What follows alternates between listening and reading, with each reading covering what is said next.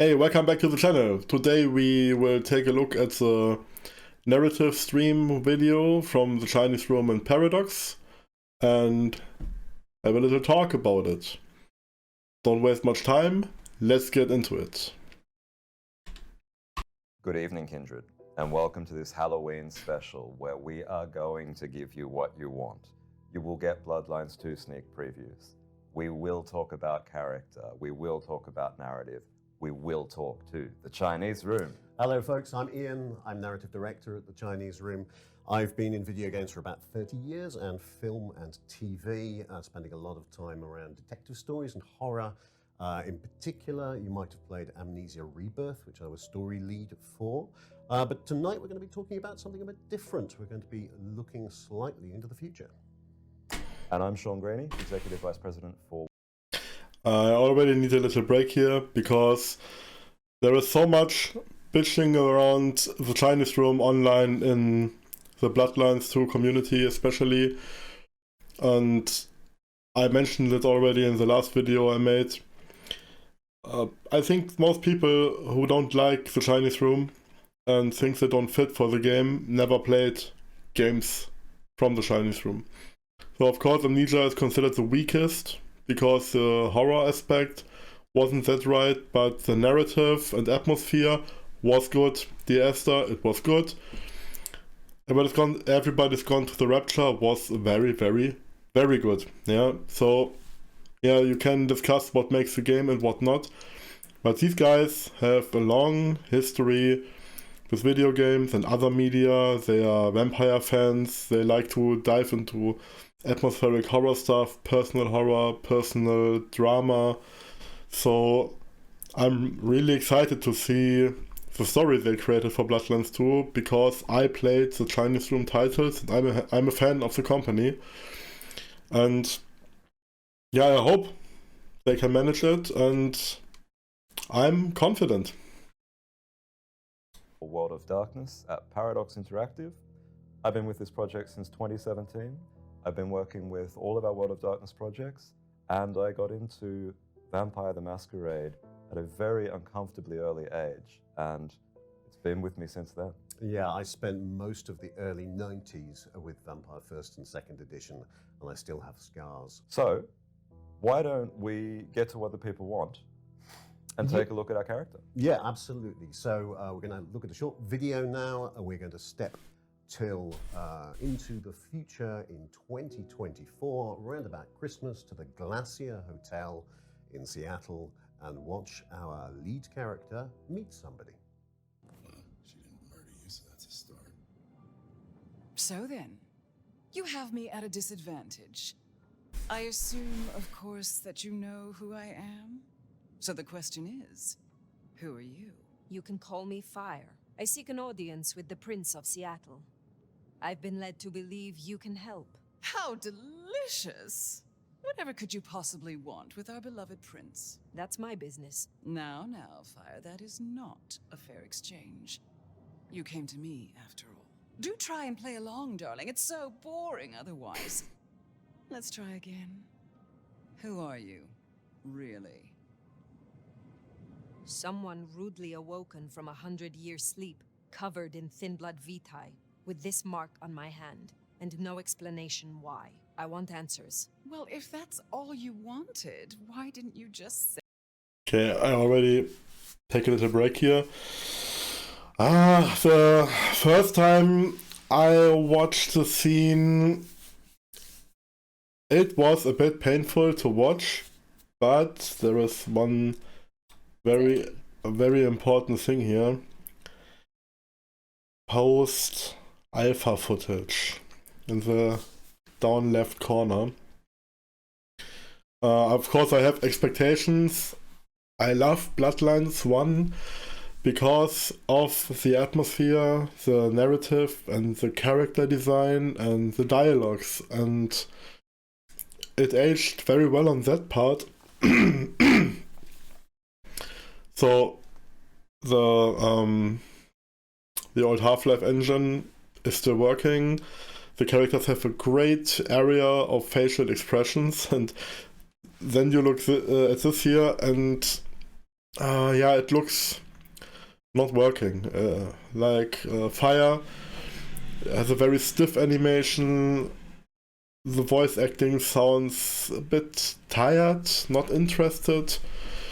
Lu, on the other hand, on the voice acting is great, but the facial expressions are not quite working for me too here. Yeah, many people complain about it. It's okay, you can criticize it. I'm slightly there, but still, post-alpha means the devs don't dare to call it beta. It's still called post-alpha. So, yeah, the bare bones are standing and the game needs to be smoothened out a lot. And there's a Banu Hakim trailer out, and we already see this improvement. There are scene-to-scene comparisons, and you see that the devs are definitely working on everything. Yeah, and I think I'm so far okay with the dialogue options. People complain about that too, that you have these 3 things you can choose from, that you don't see your actual text, what you say. Yeah, I don't have a real opinion on that, to be honest. Could be okay, could be not. I think I get used to it at some point, like the name Fire for the playable character. I was really unsure about the 2 because the roof is on fire and all the other jokes. So many fire jokes out there, but yeah, I think the more you talk about it and you speak out the name loud, when I talk about my wife, about the game, the videos, the development cycle, the more I said the name Fire, the more I got used to it, and in the end, yeah, people still say that V, like a single letter, is a superior name to Fire. I don't know, because there are still some Cyberpunk comparisons going on, with Johnny Silverhand in the head of V, and now we have Simblat Fabienne in the head of Fire. The fair comparisons, I draw them myself too, but in the end it's a vampire game, and so far, what people forget too is we don't know much. We know what will come in this video, we know what we see from the videos, the other videos, and all the rest is conclusions, expectations, interpretations, and I try to just talk about the facts. If I'm getting off, write me in the comments, and let's keep going. So that's it? You'll help? And now what you've seen is truly a sneak peek. We are post-alpha, but this is game development, so certain sections may change.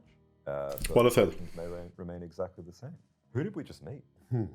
So we met 2 people there. We met the person who we were talking to there is a character called Lou, who, if anybody knows anything about Seattle, they may be able to figure out who that is. Our protagonist, one version of our protagonist you saw there, is a character we call Fire. Fire is an elder kindred. Fire has been asleep for around 100 years and has just woken up into modern day, or slightly near future, Seattle. And there are huge consequences to dropping an elder into a kindred city. Most games, we play a newbie. In all sorts of different RPGs, we play a newbie who is learning the ropes of the world. Fire is different. Fire is old, experienced. She's a hunter, she's a stalker. She knows how to be a vampire, but she doesn't know the current day situation and how her actions are going to affect the world. So you're talking about... Again, a break here. Briefly, my opinion is that I like it because I'm so sick of run and fetch quests and playing like a newbie. I mean, of course, if you play a newbie with everything around it, you play your own version. But I don't mind to follow a story of someone else, like Garrett in Witcher, V in Cyberpunk. I forgot the name of Greedfall. When I played it, I was a bit disappointed overall from the game, but that's a different story. That's because of something like that, you're playing Greedfall, a powerful person, a wealthy person, a rich person. You don't have any money, you run around, you loot everything, you need to do some stupid quests that doesn't feel right for your character, with a closing faction system which doesn't quite work there. So if they can nail it in this way, yeah, then I'm happy. Yeah. And I like the new take, that they don't copy Redemption or Bloodlines or any other vampire game out there. They go their own route. They say, okay, we try something else, and I'm curious about it. About how we're inverting the kind of RPG journey here. How is the Chinese room handling that from a game development and design perspective? Yeah, there's a couple of really interesting things going on here. So firstly, it's the normal journey of an RPG character to gain power over time, but we're starting with a certain level of power here. You have impact from the very beginning. Fire isn't actually Nice. at full power, hasn't recovered it yet, and there are constraints that we don't want to spoil that means she is effectively bound. She's in a bad situation. You may have seen that mark on her hand. That looks really cool. That is a puzzle for her, it's a problem for her, it's something she's trying to solve. So the player journey, the character journey, is about regaining and possibly exceeding what she once was, and having making a big change to Seattle for reasons which I hope will become clear. So this is the inverse of Bloodlines 1 in some way. Yeah, what I said. It's a different way from Bloodlines 1 to Bloodlines 2. Why I pause here is when I just jump back for a bit. The concept art. So many people out there give me fucking headaches with the Zoomer, the lesbian, the blah blah blah blah. I don't need to check all the sources, but folks, if you look up history, photographs, how women look over the age, then this is just a look. It's just a look, and we already saw different looks, so different hairstyles, different eye colors, clothing, everything. Yeah, people who now run around and scream about this kind of look. I don't know which ism they are, but they are some sort of, and just looking for trash talk, I think. Yeah. So I'm overall okay with the look. I'm quite intrigued to see the male version in video, but yeah, it's alright, I guess. She has character.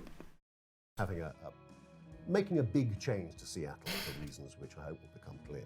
So this is the inverse of Bloodlines 1 in some ways. In Bloodlines 1, you awake as a fairly unimportant vampire. You are used as a pawn by a number of different LA vampires.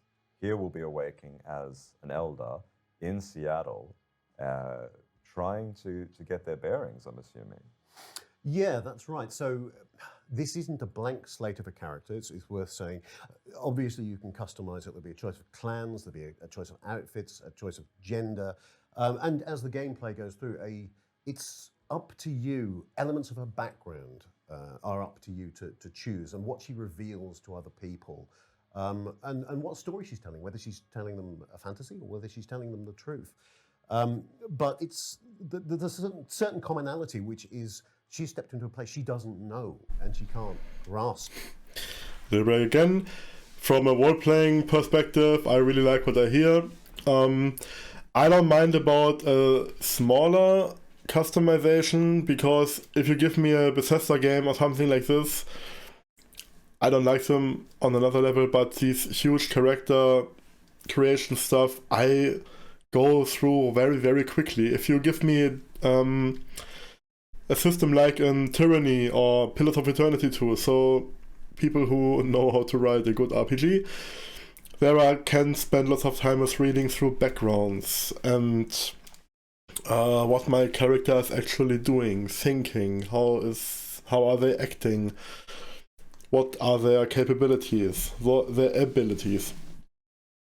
I don't care much about looks all the time, because in the end it doesn't really form my character, it's just the looks, and the Chinese room seems to go a similar route, that backgrounds matter more than looks, and that these affect the kind of character you are and how you actually play out. I mean, we saw a lot of action gameplay, but what they are talking about indicates that there is lots of narrative and role-playing stuff going on, which I really like. Let's go. At a time she doesn't know and can grasp. So, like the protagonist of Bloodlines 1, she will have to learn what the situation is, who the major personalities are, and how she can deal with them. But how does this not all come apart when she opens a laptop or sees a pedestrian crossing? She doesn't understand the modern world, but as you may have seen in that last video, she's not entirely alone. The Mark has done something very strange to her. She doesn't understand it at the start of the game, but she is hearing another voice. It is the voice of a character called Fabian. Fabian is a modern thin-blood vampire from Seattle. He has ended up inside Fire in a way that will be explained in the gameplay. And he is trapped inside her. She is trapped with him. The two together have to navigate their way through this world. They may hate each other. They may grow to like each other. They may carry on hating each other all the way through, but they are bound together. He has an idea about how modern kindred work. He doesn't have the experience that Fire does of vampire society, but he's got a pretty good view, so he can help her. He can guide her through Seattle. He can also, because he is a thin blood, he has access to things and an understanding of things that the elder vampire doesn't. So really this is the story of the two of them and how they navigate their way through this situation and how they affect Seattle. Will there be an ongoing evolution in our relationships with these characters, and can we affect that? Yeah, absolutely. Really, that's the meat of the game for Fire, is that she is having to deal with a society of kindred, and she has to decide how to deal with them, because they all have different objectives, different goals, and a different relationship to Fire.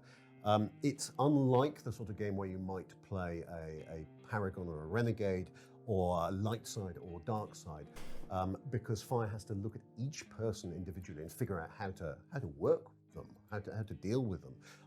Whether she goes, I am an elder, you have to do what I say, or whether she tries to court them, whether she is more insightful about what's going on. All those relationships will be different, and people will treat her differently because she treats them differently. And then the core feature of all this will be the relationship between her and Fabian. The two are caught together.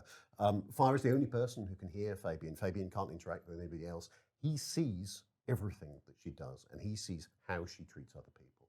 So that long-term relationship really is the heart of this story.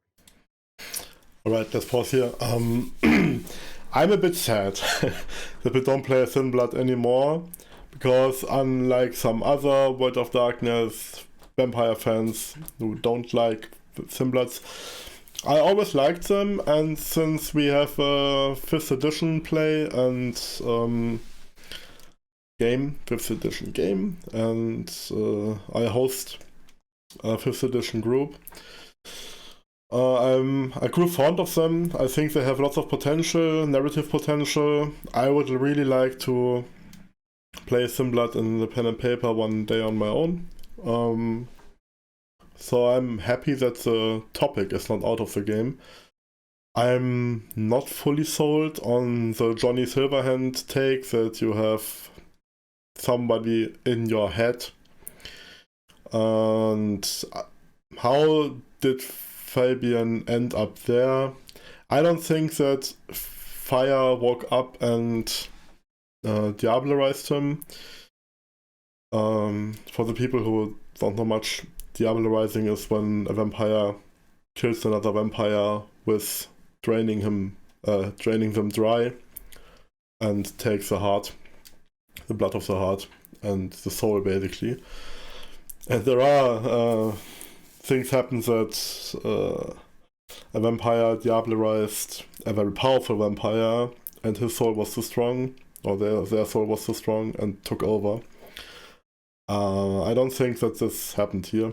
It's some twist turning around, so I don't think that Fabian wouldn't work because of the body.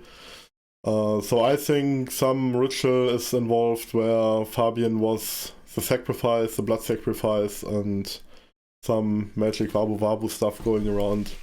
So yeah, that's my take on it. She is bound in a ritual, somebody wants to take control of fire and needed Fabian as a sacrifice. And yeah, I'm intrigued to see how it plays out. Now, if it's just always the same, if there is high replayability, if it matters in the end, I really hope so. There is potential, but as I said, I'm not sold. I would have still loved to have a silent character, have first-person vision and dialogues, because I like the immersion of that. And the dialogues in Cyberpunk were so nice with people acting, moving around, and that's AAA production. But yeah, we will get it like this. It's okay. Yeah, it's not the thing I wanted, but I guess it's in the end okay and playable. As long as Fabian is not talking all the time. Yeah, if it's never stopping blah blah blah blah during everything I do, then it will be an atmosphere breaker, but I don't expect it. Yeah, but we will see. And for fans of Bloodlines 1 and Vampire the Masquerade as a franchise, what will Fabian offer as far as feeding back that kind of information to the player? Well, the two talk through the whole game, and then as the story develops, the effects that she has and the effects that Fabian has on her, really, she's an elder vampire. She spent a lot of time not really thinking about humans as anything other than prey, really. She's distanced from that. In the same way that we as players are often quite distanced from violence in games and from the strange in games. Fabian is much more grounded. He's much more human.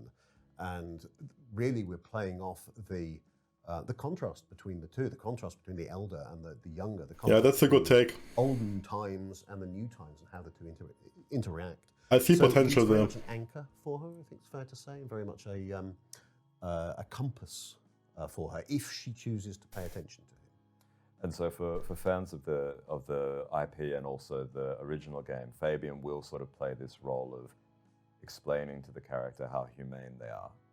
I guess that's part of it. Yeah, Fabian's got many roles. He's a very rounded character.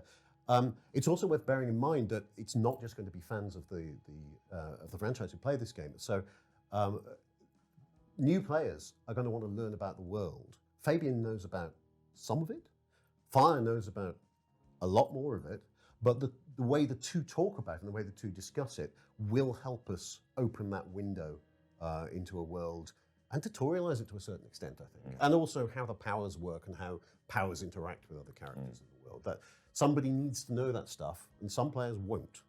And so the interplay between the two characters helps us with that. So Fabian sounds like a very interesting character. How will players be able to customize their narrative experience with Fire as the protagonist? So, as we talked about earlier, you have options. You have clan choices. That affects, for example, the powers that you have. Although, again, the story gives us a bit more opportunity to play around with that. It's a bit more flexible because of the presence of things like thin bloods. There's the interactivity with all of the characters you talk to, the choices you make with those characters. And then there's the wider city, Seattle itself, and how Fire deals with the citizens of Seattle. And as a predator, there are times when she is going to want to gain power from some of the citizens, and hunt. And this will affect how Fire's powers can change as the game changes. And that depends on how she treats those citizens. If she approaches them as a bully, trying to push them into a certain reaction, then that might work, that might not work. It might scare them off, something else might happen. It also depends how she looks. If she's dressed as one type of character, somebody may have a very different reaction to her compared to if she dressed like another. And so that intrigues me. I already hear out that there is a lot of replayability potential if they write it right. But I wonder how it plays out if my, I don't know, Ventru character runs around like a Bruja. Yeah, the Anarch Punk Ventru. I really hope that there comes some consequences and real narrative stuff and not like 1-2 sentences and then it's one-off. If they say something like this, I now expect something. I know they can do it, and I hope they nail it. So it sounds like you're hinting at a system that we have in Vampire the Masquerade, resonance, which is the emotional state of dinner, essentially, of your prey. Yeah, absolutely. It's important to fire sometimes what the resonance of the character of course is, and she can push that and she can change that or attempt it. It might not work. As I said, it depends how you dress, depends who the character is. That sounds interesting. How you've approached them. Players will have options to choose outfits, and Yes. those outfits will have a narrative and dialogue impact. Yes, that's absolutely true. Yeah, People nice. will recognize you as a different thing depending on what you're wearing. Very, very cool. So let us return to Seattle and another sneak peek. It's you. The Nomad. Willem, I take it. You had some interesting guests outside. Expecting trouble? That depends. Why are you here? Earlier tonight, another kindred by the name of Isabella used this mark to sap my power. Do you know anything about it? No. All I had to do was keep my head down for just a few more nights. He's hiding something. Tell me, Willem, what rumors have you heard about me? That you were there in Cairo. They called you the Slayer. I have been many things to many people, and what will I be to you, Willem? And to this lonely, forgotten warehouse? You're exactly what he said you'd be. I guess that makes it easier. Makes what easier? What happens next? So Vampire. So I guess most of you watched the Banu Hakim trailer, and if you compare these two scenes with each other, then you see that there is improvement on how fire sounds and moves around. And yeah, that was a relief for me to see that that quick change. I already heard people running around, oh, they listen to us fans, they change stuff. No, people.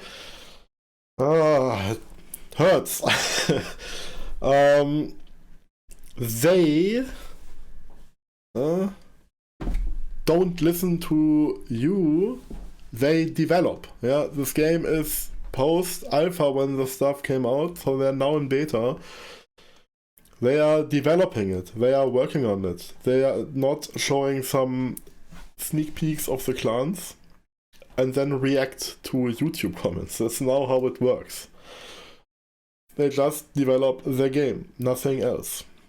It's not about entitled fans, it's about their work. So it's what I saw from people commenting on the development of this game is I wonder if some people walk into a car factory and look at a half-built car and then run out and say, oh my god, this car is bullshit, it's not finished. Yeah, things need progress, they need development, and we live in times where we can be happy that developers share so many stuff with us. They are transparent, open for discussion. If you go into the Discord, developers are there, they talk with you, everything, yeah? And still people run around and they feel so damn entitled to jump on everything, yeah? And overlook interesting things, like there is a name drop. Isabella is the person who seems to put on the mark on fire. Willem the Nosferatu calls her the Nomad, and he recalls that she once had the moniker of the Slayer. And then the Nosferatu Willem was very, very cool. Ugly face, sleazy, cowardly, everything. Yeah, so it's a bit stereotypical, but I already like the character. Huge fan of the Nosferatu, and yeah, so the narrative I liked. Of course, animations were janky, which I don't like, But as I said, development, and we already saw a much better version, and I guess it will be even more polished out. Yeah, okay. Vampires aren't traditionally paragons of truth, and I think here when we're talking to Willem, we can see that Fire is more interested in pushing her agenda than necessarily being completely accurate about her biography. So what do these kinds of decisions mean for the dialogue and the story arc if you decide to tell Willem about your killer reputation versus take another route? So this is one of the advantages of playing an elder. You have a history. You've been heard of before.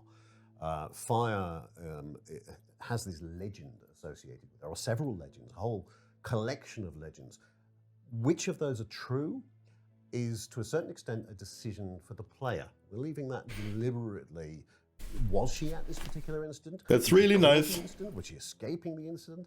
And the variety of different background choices which we feed into it, a little bit like the way that Commander Shepard in Mass Effect has a series of background choices, although ours is slightly more complicated. That's but decent. That means that when she approaches people in Seattle, they may have heard of her, and they may have some idea what she did. And that can be a scary legend, or it can give you a bit more nuance to it. I like to think of her as the Wild West movies where the gunslinger comes to town. And people know the reputation, and that makes them approach things in a very different way when they suddenly realize who they're up against. And that is the weightiness of the character we're dumping into Seattle's society. So the background, this unreliable narration, as you said, it's left for the player to hint at, but the decisions that the player makes about Fire's background will be reflected by other characters in the game, and that might affect them differently if they have a particular opinion about that. I mean, it's very interesting referring to the gunslinger coming to town. The legend is built because of distance in those kinds of scenarios. The stories don't reach each town accurately. Here you're playing with time. If you're hundreds of years old, there's very few people that can confirm or deny what you've done. And so as you make these decisions, as we move towards the end, I actually wonder if some stuff of 5th edition is playing into the Elder status, because Fire is asleep for a long time, then now got awakened into a very modern world with tons of changes. I won't spoil stuff. I just drop things like the Beckoning, Vienna, Second Inquisition, Schrecknet. Yeah, so I wonder if that matters for your clan choice and for your character and for your age. Beckoning. Yeah. I hope they do that. And so far, it seems like Seattle is very lively, very reactive to what you are doing, and I really, really hope so, because I played Bloodlines so fucking often because of the city, LA, everything what's going on there, the characters, the dialogues, the narratives, and I really, really hope that they can nail it. That I have the next vampire game I will sunk days in, or nights. of the game, will they come together to produce different endings? Yes, I think it's fair to say that the choices you make for characters, the way that you portray Fire, the way that you behave around other people, the story ends in different ways. And obviously I don't want to spoiler any of those. But the way that you affect Seattle long term, and what will become of some of the characters, if you left them alive, because you might not, will change the story of Seattle going on from that point. I did say that there'd be sneak peeks. They did say there'd be previews. So I will say, in Vampire the Masquerade, there are things that are much worse than death. And in this game, there will be those options. I have to ask, can players expect a yellow taxi? Oh, we're more about Uber these days.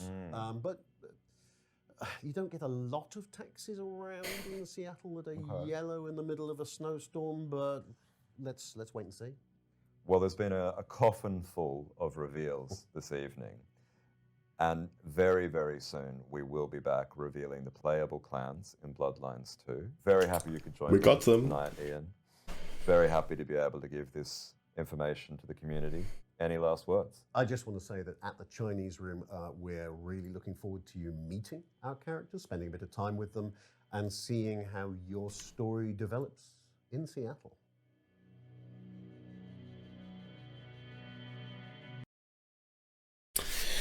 Yeah, very nice. Thanks for the video, guys. Yeah, I already said a lot. So when they talk in the end about the yellow taxi, I asked the question in the community already. Sometimes, what links this game to the first game that it's still called Bloodlines 2? Yeah, because you could give it another name and not make it a second game. So there must be some things connecting. So yeah, of course you have first person, you have action, you have role playing, you have vampire clans, so there are some basics, but from Heartsuit Labs we already saw Damsel coming back, and I really want her back because that was a nice surprise and I like the character. I don't need particularly Kane as a taxi driver back, but wouldn't mind if he would be there. And yeah, maybe we get other guest entrances. Like, I don't know if they bring back Smiling Jack. Jeanette, the Warman sisters would be, of course, very popular. But so far I don't really know what makes this game a Bloodlines game. But yeah, we have to see. Yeah, so far that's my take on this video. Thanks for tuning in, staying with me, listening to all of me. Check out the original video, I link it down below. If you have any questions or want to talk, leave a comment. Until next time. Yeah, fucking hand. I get used to it at some point. Bye!